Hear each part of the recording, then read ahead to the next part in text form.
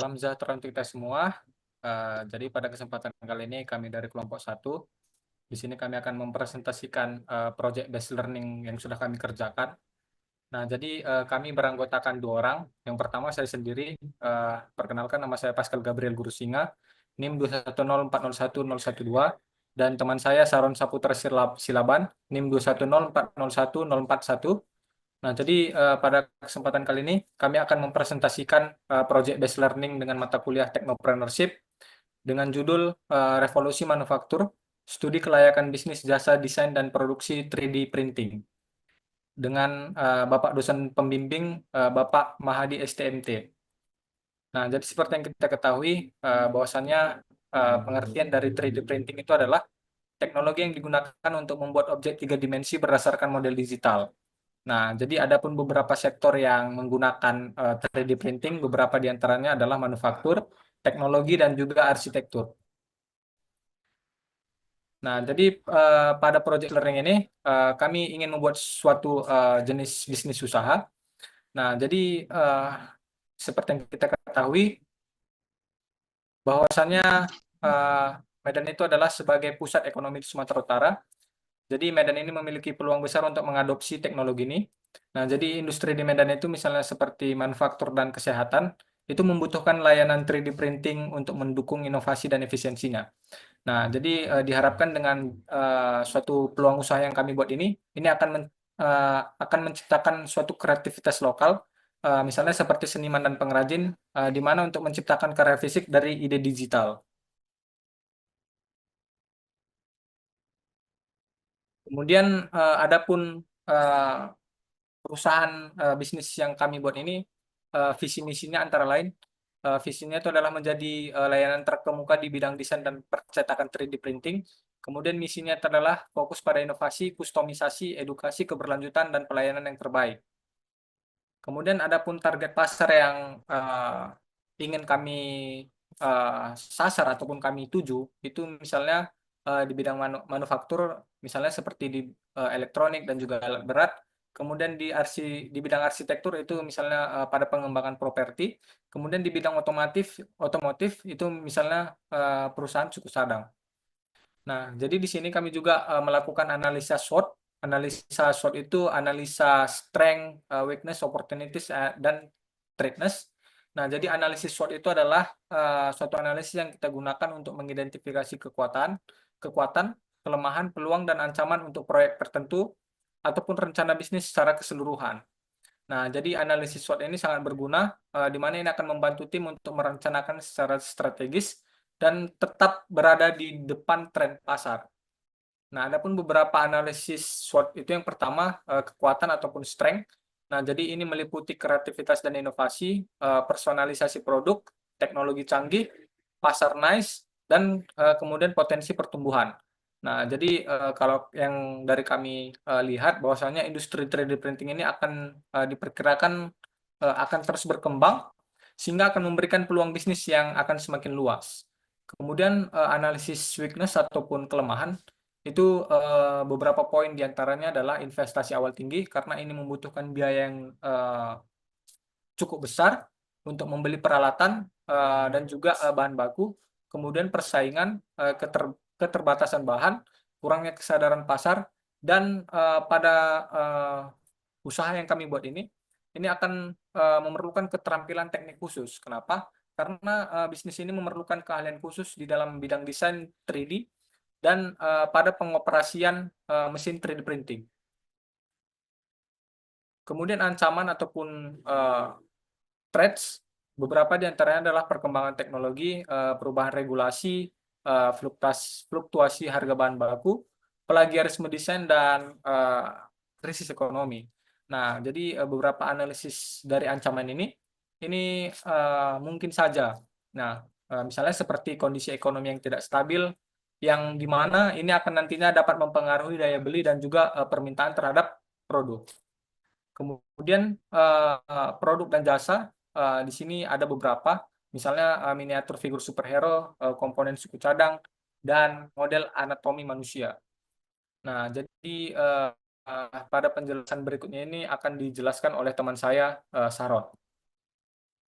Berikut lokasi dan peralatan, di mana lokasi 3D printer berada pada Ruko Geraha Tanjung Sari yang berlokasi di Jalan Harmonika Baru, di mana lokasi strategis dekat dengan beberapa universitas dan juga rumah sakit serta dari jalan beberapa protokol, yaitu Jalan Gagah Hitam atau Ring Road. Next.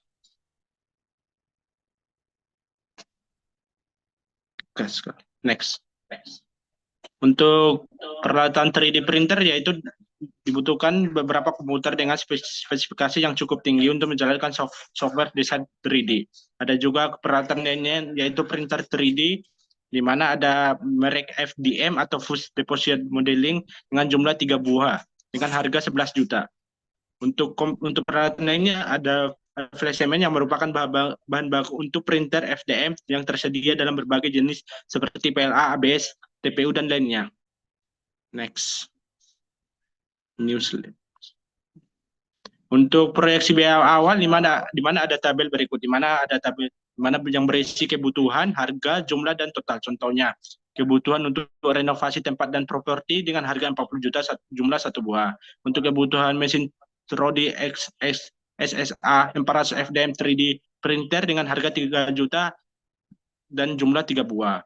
Untuk kebutuhan lainnya seperti komputer desain dengan harga 15 juta, komputer biasa dengan harga 7 juta. Maka akan ditotalkan 128 juta. Next kan. Untuk jumlah karyawan ada beberapa, yaitu ada di mana jabatan seperti manajer dengan jumlah 1, untuk desainer 3D ada jumlah 2, teknisi pencetakan ada 3, admin atau pemasaran dan CS ada 2, dengan total karyawannya yaitu 8. Contohnya yaitu penjelasan seperti manajer mengambil keputusan yang strategis, dan juga manajer operasional yaitu mengawasi proses produksi. Untuk desainer 3D untuk mengembangkan dan merancang model 3D. Untuk pemasaran dan penjualan yaitu mengembangkan strategi pemasaran dan mempromosikan produk dan menjalin hubungan dengan pelanggan. Next, Kal. Untuk proyeksi biaya bulanan, di mana ada tabel berikut, di mana ada berisi kebutuhan, harga, jumlah, dan total.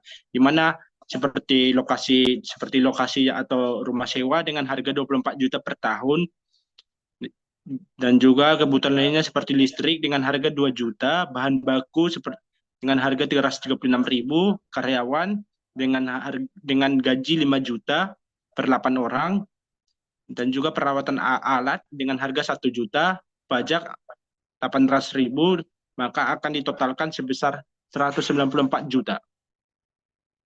Next.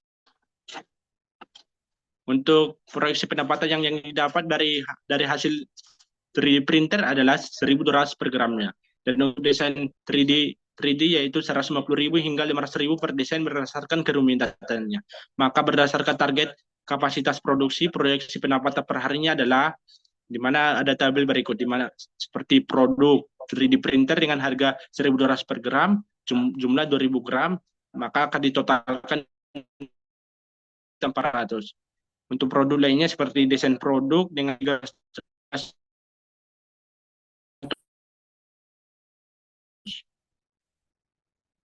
next, Carl. Untuk break-even point, di mana dari analisis proyeksi biaya dan juga proyeksi pendapatan bulanan, maka break-even point dapat dicapai dalam 2 bulan produksi. Hal ini dapat dicapai apabila target harian produksi selalu tercapai. Berikut grafik dari break-even point-nya. Next, Kal. Maka kami mendapatkan 2 kesimpulan dari hasil laporan kami. Berikut kesimpulan tersebut, yaitu industri 3D printer saat ini sedang mengalami pertumbuhan yang signifikan. Hal ini ditandai dengan semakin banyaknya pelaku bisnis yang memanfaatkan teknologi 3D printer dalam berbagai sektor, mulai dari industri manufaktur, medis, hingga kreatif. Pertumbuhan pasar ini mengidentifikasi adanya permintaan yang tinggi terhadap layanan 3D printer. Yang kedua, meskipun membutuhkan modal awal yang cukup besar, bisnis 3D printer memiliki potensi untuk memberikan pengembalian investasi yang relatif cepat. Hal ini didukung oleh margin keuntungan yang cukup tinggi pada setiap proyek, serta kemungkinan perluasan layanan dan produk yang dapat meningkatkan pendapatan. Next. Untuk saran-saran kami mendapatkan 3, yaitu membangun kesadaran merek dan menarget ke pasar yang tepat dan menawarkan promosi yang menarik akan sangat penting untuk menarik pelanggan. Yang kedua, memberikan layanan yang berkualitas tinggi mulai dari tahap desain hingga pengiriman produk akhir akan membantu membangun reputasi yang baik dan mempertahankan pelanggan. Yang ketiga, melakukan perencanaan keuangan yang matang dan mengelola arus kas dengan baik dan mempertimbangkan berbagai skenario risiko akan sangat penting untuk keberlangsungan bisnis.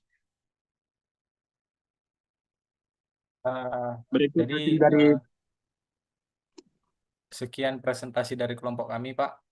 Eh, Kami meminta maaf apabila ada terdapat perkataan kami yang kurang kurang berkenan, dan juga isi dari slide kami ini masih banyak kurangnya, Pak. Sekian presentasi dari kami. Terima kasih.